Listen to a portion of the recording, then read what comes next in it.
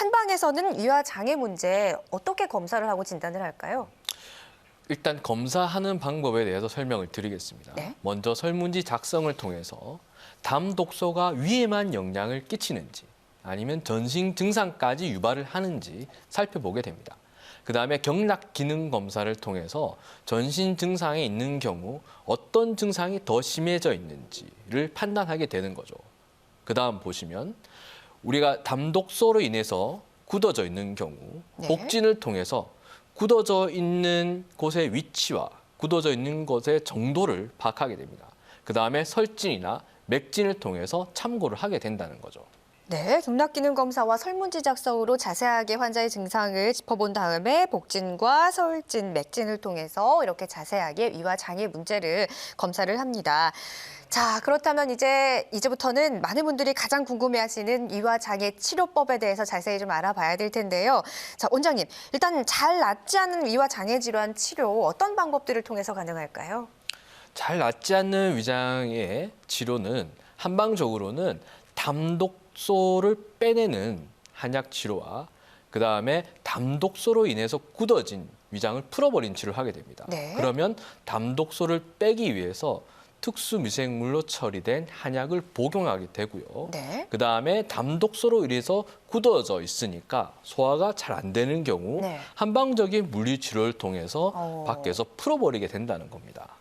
네, 지금 약물 치료와 이렇게 물리치료 지금 그림으로 저희가 이렇게 띄워서 보여드렸는데 방금 설명해주신 약물 치료에 대해서 준비된 영상이 또 있죠. 원장님 영상 보시면서 원리를 소개를 해주시죠. 네, 지금 보시는 화면을 보면 빨갛게 빛나는 부분이 위와 장입니다. 거기에 까만색의 담이 껴 있는 거죠. 그러면 담독소를 빼내는 약물 치료, 그다음에 담독소로 인해서 굳어진 위장을 치료하는 기계 치료, 그중에서 약물 치료를 하게 되면 약물이 점차 흡수가 되면서 까맣게 저렇게 보이는 담이 점차 사라지게 된다는 겁니다. 까맣게 변한 담이 사라지게 되면 위장의 움직임이 활성화되고 마찬가지 심장으로 가는 피가 맑아지면서 전신으로 가는 피가 맑아진다. 그러면 담독소가 빠지게 되니까 전신 증상도 같이 좋아지게 된다는 거죠. 약침 치료에 대해서 설명드리겠습니다.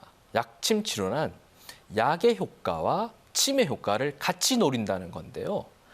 담독소를 없애버리는 약물을 환자의 몸에 직접 주입하게 된다는 겁니다. 그래서 담독소를 빼내고 침의 효과를 통해서 같은 효과를 누리게 된다는 거죠. 네, 자 이렇게 약물 치료와 약침 치료에 대해서 영상을 통해서 보니까 이해가 쉽게 잘 되는 것 같습니다. 자, 그런데 원장님, 이 약물 치료와 약침 치료 이 두 가지 방법으로도 좀 해결이 안 되는 증상이 심한 경우, 뭐 입원까지 해야 할 정도로 통증이 심하거나 이런 환자분들은 또 어떻게 해야 될까요? 네, 초음파 소적 치료에 대한 설명을 드리겠습니다. 원래 근골격계에 작용하는 초음파는 투과 깊이가 5cm밖에 안 됩니다.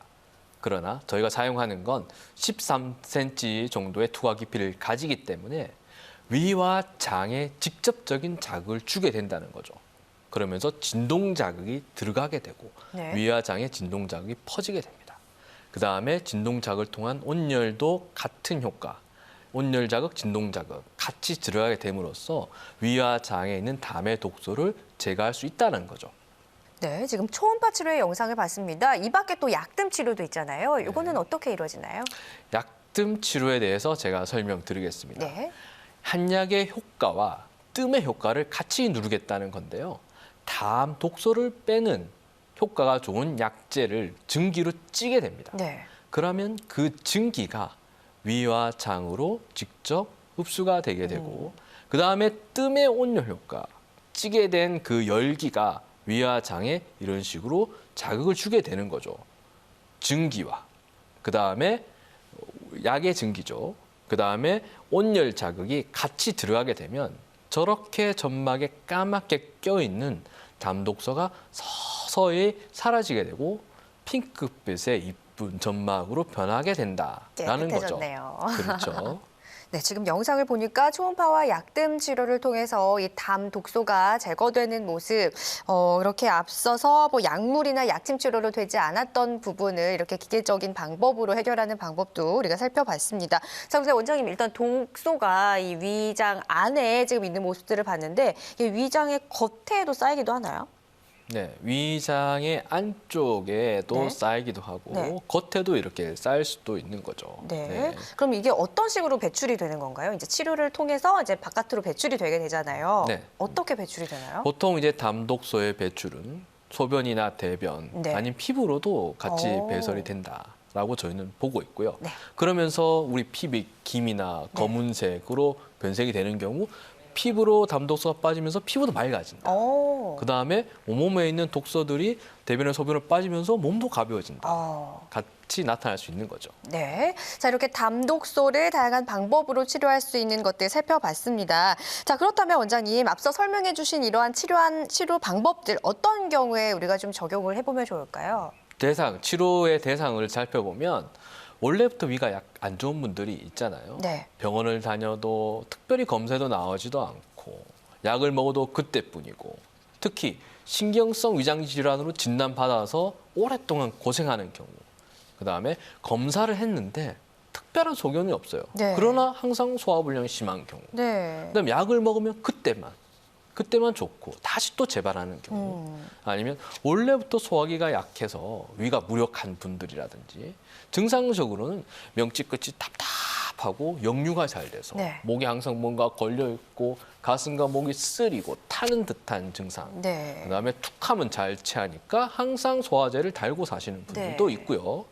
그다음에 꺽꺽 드림이 자주 나와가지고 네. 하루 종일 드림을 하시는 분들도 있으세요.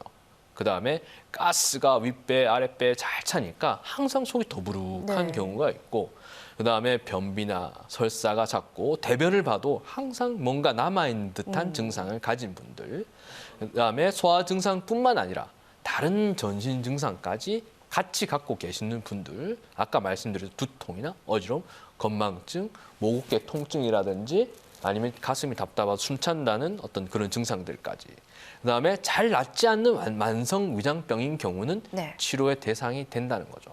네, 지금 치료 대상들을 쭉 살펴봤는데 사실 우리가 뭐 이러한 증상들이 있음에도 불구하고 정확하게 원인을 찾지 못하기 때문에 뭐 그때그때 임시 방편으로 뭐 약물 치료를 하지만 그때뿐이고 다시 그 증상이 제대로 뭐 완화가 되지 않기 때문에 장기간 약을 복용하고 이렇게 되는 경우가 많잖아요.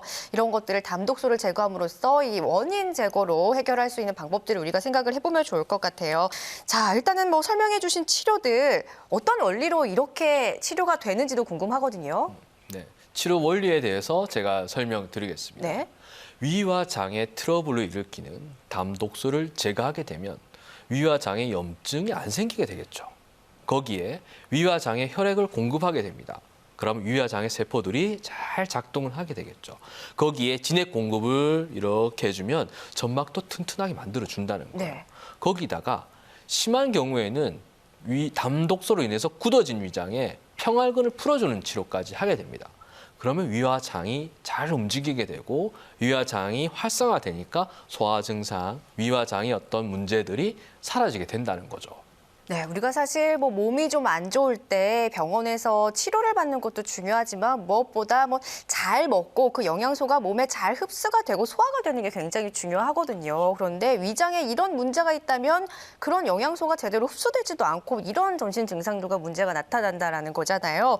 이렇게 위장의 독소를 제거하고 운동을 원활히 해주면서 혈액 공급을 촉진시켜주고 그리고 점막을 튼튼하게 해주면서 뭐 위장이 잘 움직이며 전체적으로 이제 몸이 원활하게 순환을 되게 도와준다라는 건데 잘 치료가 되는 것도 중요하지만 이러한 위장 증상이 나타나기 이전에 위장 질환을 미리 예방할 수 있다면 더욱 좋겠죠. 원장님, 좀 예방법들이 있을까요? 네, 저는 333 예방법을 추천드립니다. 333이요? 그렇죠. 네.